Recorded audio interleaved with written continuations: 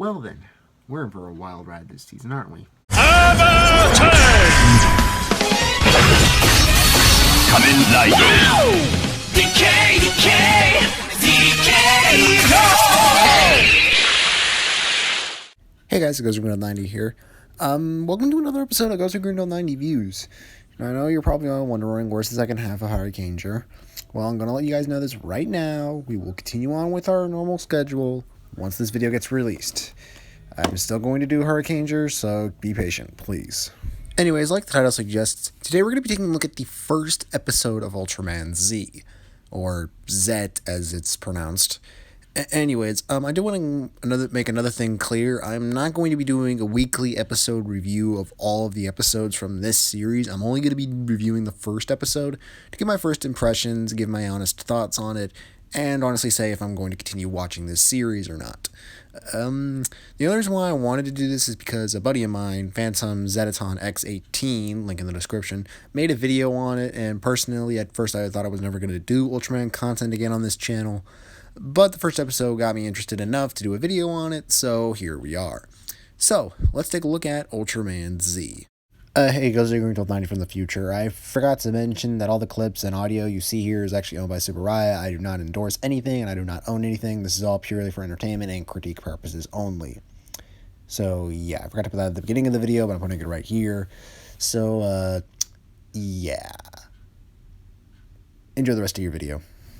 And we're not even 10 seconds in, and we've already gotten into the first few seconds of action and carnage with the kaiju attacking the city. I think this is probably the first time I've ever seen Tokusatsu series where it just goes right into the action. It doesn't really give any exposition on any Ultramans beforehand, which is a bit weird, but I like the transition. Also, we're introduced to the major corporation for this series, and of course the main character, the corporation being Storage, which is a really, really good name for an alien defense force for the Earth. And we're also introduced to our main character within the first few minutes of this being happening, this being Haruki.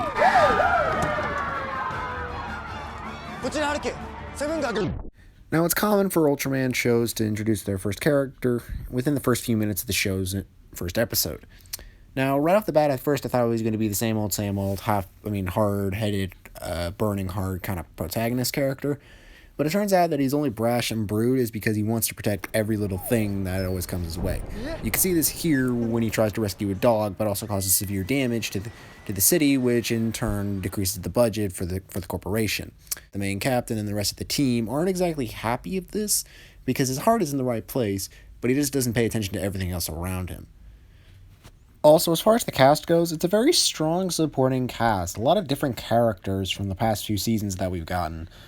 Honestly, this cast reminds me a lot more of the Ultraman X cast, considering the fact that they're all in the same corporation, but they all have different morals, but want to support each other in the best ways possible. Although the captain is a little bit too stern for my tastes, and often he would honestly get stomach cramps, so I think that's probably going to be a running gag for the rest of the series. I'm not too sure, considering the fact that this is the only episode that I've seen so far. But other than that, though, a really good supporting cast as of right now. Hopefully we get to see some great character development as the show progresses. Meanwhile, in space...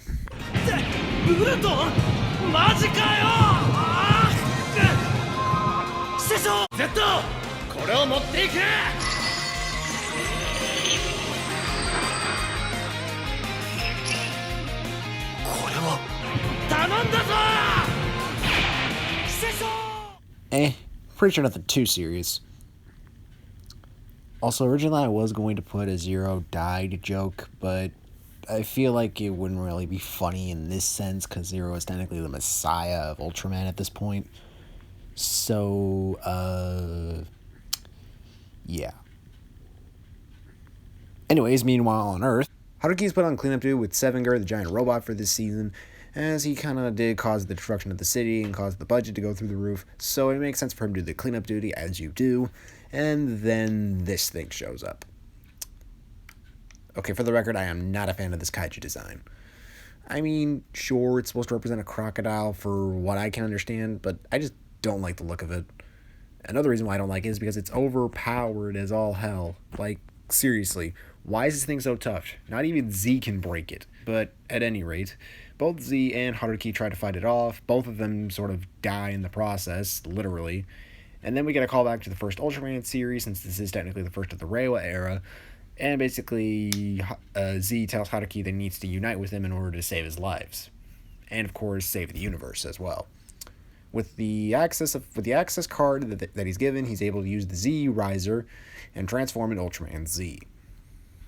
While we're on the subject of the transformation gimmick for this year, let's talk about the gimmick, the Ultra Metals. Now, originally, I thought that these were just like poker-style chips, and because that's basically what they are, just with Ultraman faces on them. But, yeah, a lot of people weren't too thrilled about this because it is technically fusions again, but personally, I don't really see it like that. I personally just see this as Z using what he's been taught by his mentors, because he did say that those medals are based on his mentors' skills and abilities that he can use to his advantage. Because this is technically a form of Z, because the Z form that we see at earlier is his main form, and this is just a secondary form. So in short, I think the only reason why the Ultra Metals exist is because he's only using it because that's what he was taught through the Ultra Power, through the metals. But anyway, that's enough out of me. Let's continue on with the plot. After the admittedly awesome Henshin sequence, it's time for the big fight. And UltramanZ Alpha Edge is revealed to the public. Personally, I do like this as a power-up form. This is definitely a stronger form of Z. I personally don't mind it. It's probably one of my more favorite forms out of the three that were revealed and imaged. Anyway, UltramanZ wipes the floor with him, and that's basically it. Z retreats, and Haruki is shown alive, pretty much well, with the medals in his hand and his pocket. And after that, that's basically it. The day is saved, and UltramanZ is here to stay. Until this happens.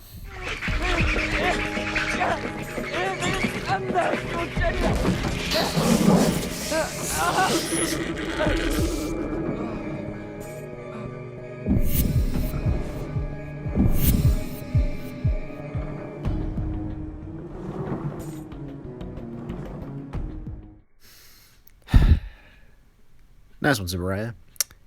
Now I'll never be able to get sleep tonight after I'm done recording this review. Anyways, let's talk about the pros and cons of this episode. A pro would definitely be the characters. As you can tell, a lot of the characters here are definitely well acted and well casted. This is definitely a lot different and a breath of fresh air from the average lone wolf meets three guys who want to collect footage on monsters trope that most new generation ultras are doing nowadays. A con here, though, is the slapstick. Yes, surprising that there is slapstick humor in the first episode. And it's mostly from Z because he's saying ultra and another word in his sentences. Don't believe me? Here are some clips explaining my reasonings. Ultra shock! 地球の言葉はウルトラ難しいぜ。おお、ウルトラショック！地球の言葉はウルトラ難しいぜ。おお、ウルトラショック！ Knock it the hell off! Now, don't get me wrong, I do like comedy when it comes to tokusatsu shows. But when you shove it right in our faces, that's where the problem lies, people. If you're going to do comedy, do it where it's actually funny. Anyways, let's talk about the suits. Aside from Alpha Edge being one of my favorite suits out of the season right now, the other suits, well, here are my opinions. I think Beta Smash is probably my least favorite, as it's just too beefy and bulky in my tastes. I mean, sure, last season we got Ultraman Titus, but I mean, personally, I thought that works a little bit better than it should have. This is coming from the guy who actually doesn't even like the form.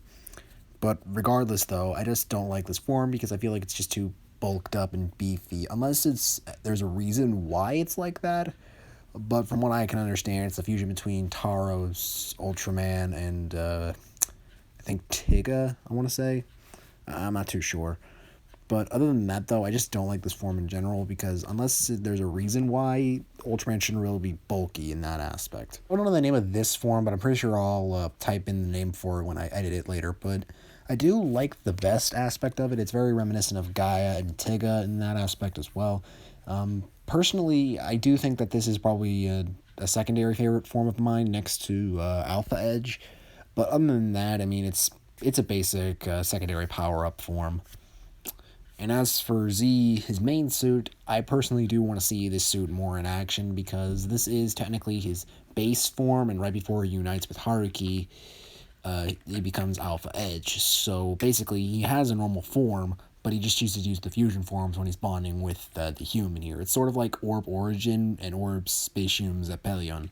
It's his base form for fusions, but he does have a normal form, if that makes any sense. And finally, the main problem that I have is Zero. Now, don't get me wrong, when the series was first announced, I thought that it was a little bit annoying how Zero gets somehow involved in every single New Generation series ever since Geed. Now, when the episode started coming out, I decided to just ignore it, considering the fact that, I mean, yeah, he probably could be an important character because he is the teacher to Zed. But within these first few minutes of the episode, he treats him like an asshole. Like, seriously, he is literally acting like an asshole to Z, saying that, oh, I never made you my disciple, but I'm responsible for you if you ever did anything wrong. So stay behind me and don't do anything. Like, that's just a douchey move on Zero's part. I mean, I know that he's been in too many shows right now, but he's really had to act like a jerk. I mean, he's got the vest. I mean, come on. I mean, sure, he's going to return later on in the series, that I know of, but, I mean, there's just something about Zero that I just don't like in this episode specifically, and I feel like that's just sort of the major thing that sort of just drags this episode down for me. Now, is this worth the watch? Well, in honest opinion, yeah, it is. A lot of my major doubts that I had of this show were mostly because I haven't seen the first episode. Now that I've actually seen the first episode, I think it's definitely worth the watch. It has strong writing, strong characters, and strong choreography all for the first episode, and a decent cliffhanger to boot. So the fact that it just kept me on the edge of my seat throughout half the time that I watched the first episode on YouTube, it actually worked out pretty well in the end. I would highly recommend watching UltramanZ if you have the time, and as long as the subs continue to be pushed out while it's on Super I's official YouTube channel. Now, with that being said, what are your guys' thoughts? Leave a comment down below and tell me your opinions. And with that being said, I hope you guys enjoyed the video, and leave a like if you did, and subscribe to the channel for more content. I will be planning on doing more Gosei 90 Views episodes as we progress. Alright then, with that being said, hope you guys enjoyed the video, and I'll see you guys next time. Gosei 90, signing out.